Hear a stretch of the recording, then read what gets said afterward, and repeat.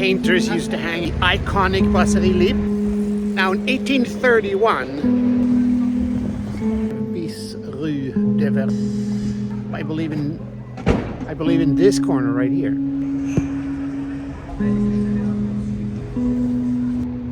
The oldest bridge, by the way. Not a great idea with white pants. So I'm going to take you on a little tour of Saint-Germain. It's going to be like 5 stops, 6 stops, maybe 7 stops. I always find new places when I'm out, or places that I want to show. So maybe, I don't know how many stops. Anyway, in the description, I'm going to put the addresses to all the places. And if you are in Paris visiting or living, you can do this walk in about 2 hours, I'd say. Following my little map. I'm going to take a bike to make it a little faster. Yeah, let's go. You see, I'm not in Saint-Germain at the moment, but we'll be there very soon. And so this bicycle is probably the most Parisian of bikes that you can possibly ride. It's an F-Midi from 1956. This bicycle is what's known as a porteur de journaux, a newspaper delivery bike. Back in the days when everyone read newspapers, thousands of bicycle messengers delivered every morning to all the newsstands of the city. And they developed a special bicycle that could carry the load fast through the cobblestone streets. The newspaper messengers even had a yearly race for these bikes, each carrying 30 kilos of newspapers a distance of 50 kilometers on rough city street surface.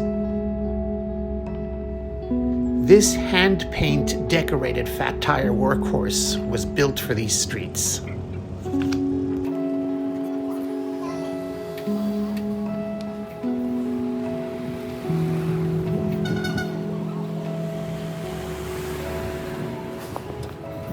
So first stop, this is, we're actually just still in the outskirts of Saint-Germain, just on the border.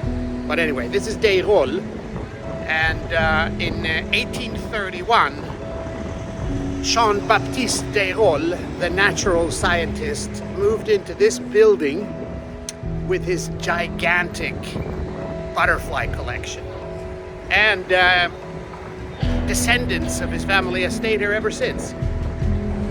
Deyrolle is a shop, taxidermy studio, laboratory, and exhibition. Entry is free, and they wish to openly state that all animals in the workshop has died of natural causes. Unfortunately, we can't walk into this place with a camera because they don't allow any filming or photography in there. Very much worth a visit. The whole second floor here is full of taxidermy and butterflies and weird things. It's like a little bit of a dreamy thing to walk through. And you can buy everything, and they're sitting there stuffing the animals and all that stuff. You can see it live. All right, next place.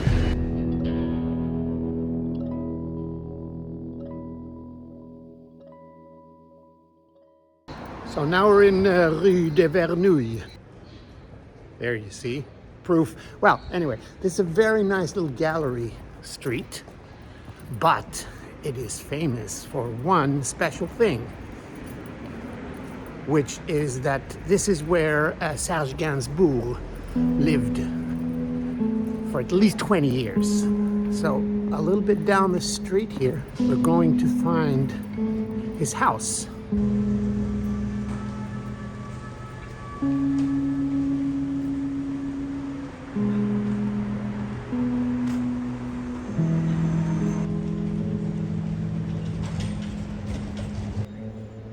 So here we are at 5 bis Rue de Verneuil, where Serge Gainsbourg lived for 20 years, or a little more. For those of you who don't know Gainsbourg, he was a singer-songwriter, poet, writer, and extremely provocative. So, don't try, eh? I said I want to fuck her. Oui, alors, je vais vous traduire. Non. And this is where he lived. So this was not just his residence, but also his creative sanctuary, where he composed most of his iconic music. And Gainsbourg called this house his fortress of solitude. Unfortunately, we can't go in because you need to be on a schedule for a guided tour, and it takes like at least 2 days of waiting, where you have to book that tour at least 2 days in advance. And then they take around small groups on a little tour inside. You can see behind me there's some people on their way in.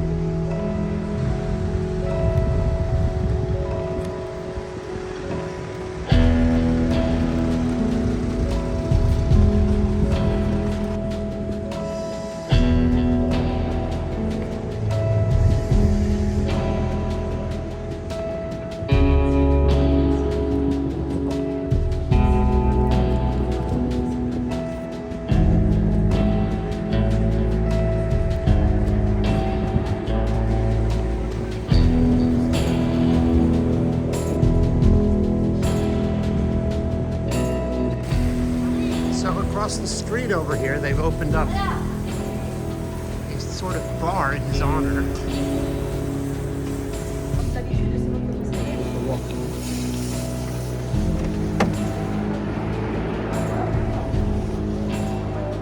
Bonjour.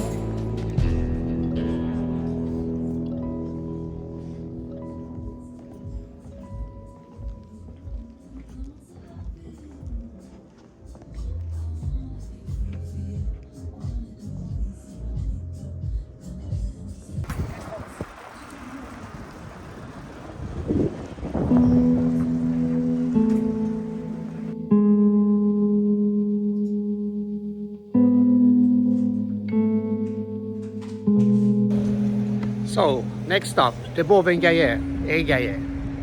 Everybody wants to be the inventor of chocolate. But in 1779, the pharmacist Sulpice de Beauve mixed cocoa butter with a headache remedy and gave it to Marie Antoinette. And it cured her headache. And so he was actually the creator of the first chewable chocolate in history, although it was a medication at the time. And the queen named the medallions the pistolets, and they still sell them here today.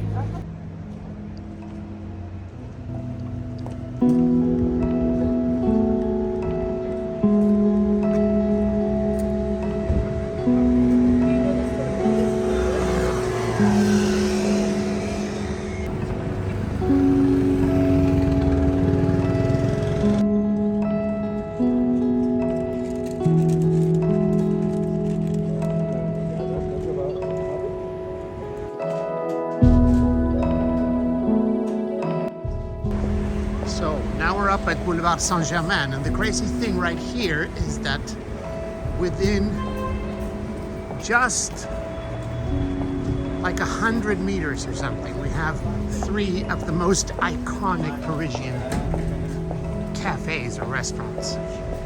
We have the legendary Café de Flore, where all the writers and painters used to hang out.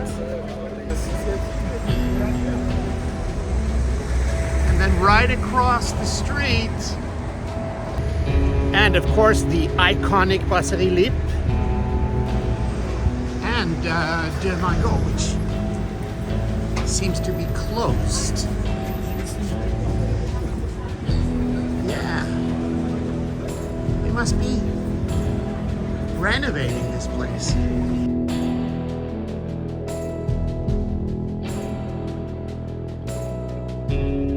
So this is Rue de Furstenberg, where Eugene Delacroix had his studio. Up, I believe in this corner right here. He painted the famous painting, Liberty Leading the People. Don't know why they put these horrible hanging lamps all over the place. But it's a really beautiful little square. Should be seen in summer, really, so you see the leaves of the trees. So.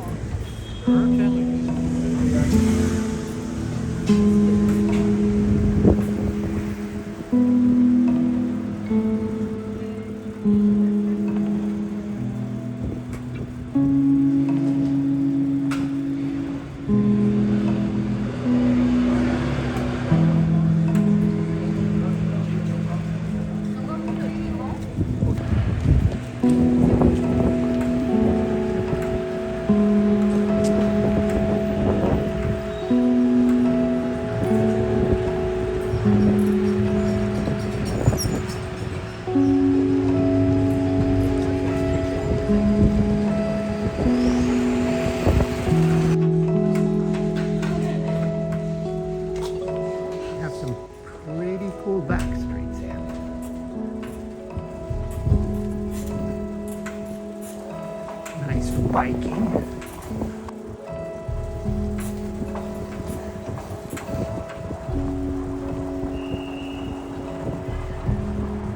And here I come out to the river.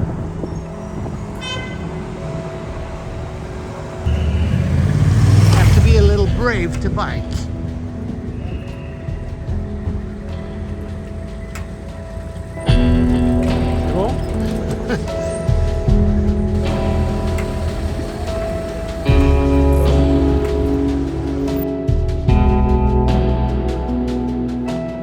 So now we're coming down there to La Palette. One of my favorites. And this was actually Jacques Chirac's favorite place too. Oh my God, they've got a whole tent on it.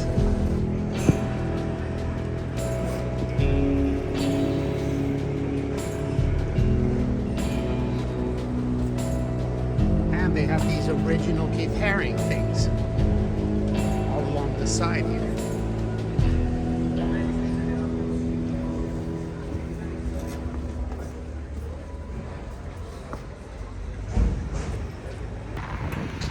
So nowadays we have these amazing bike lanes all over Paris. And so that's great. Why would you take a car into the city when there's no way to park anyway?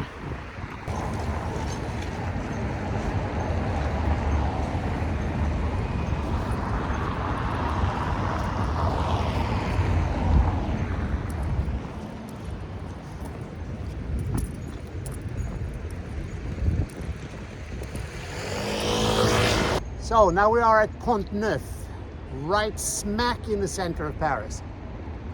The oldest bridge, by the way. That's the bridge right there. So this is a very special place for a photographer like me, especially because this is said to be where Louis Daguerre in 1837 took the very first photo of a human being. However, it is debated whether it's this one or another one.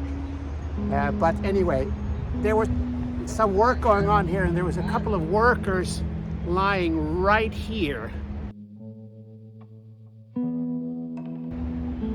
And he must have taken the photo from up here in one of these houses. And this is, I'm gonna go lay down where they lay. I think it must be,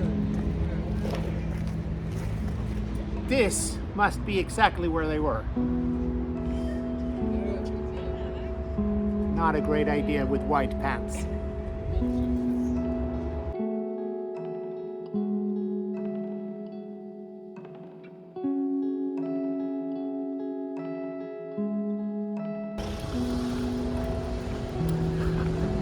All right, guys, that's it. Now I'm tired of it and I'm freezing my ass off. So until next time.